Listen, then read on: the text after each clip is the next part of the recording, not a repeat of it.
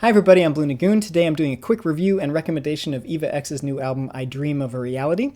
I won't be your whipping girl, breaking free, your whipping girl. This album combines Darksynth, industrial, rock, and synthpop. Two things I really like about this album. One is the ambition in the arrangements.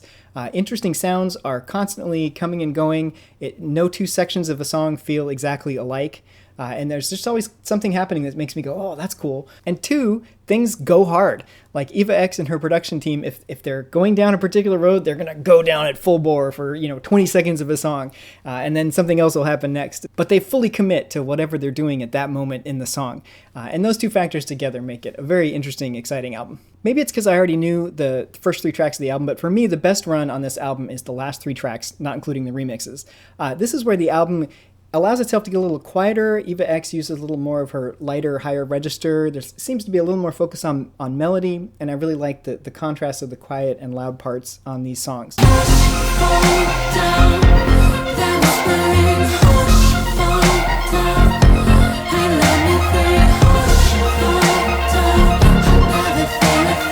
Broken Wings starts with that higher, lighter singing and pretty piano part. There's some sweet harmony vocals in there, and then as the harmony vocals go on, they get kind of a little detuned and spooky sounding, which is cool. Unfortunately for me, that climax goes really hard with the trap hi-hats, which is not my thing.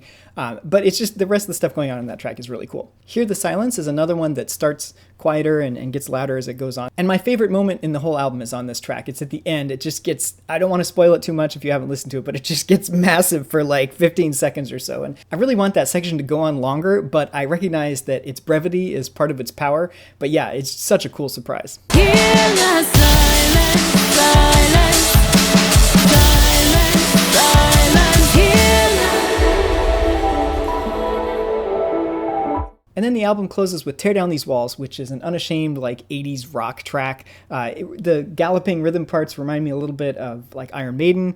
There's some hair metal influences for sure. There's still some cool twists in it though, like the pre-chorus has the string parts, there's a high synth bits in the chorus. The legato guitar lead lines over the rhythm stuff are really great. There's a gang vocal halftime breakdown and then a key change. This is just a super fun track if you're at all the target audience.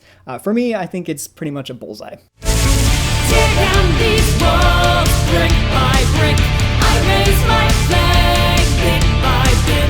The bridge is burning, nay, it's slowly light the way.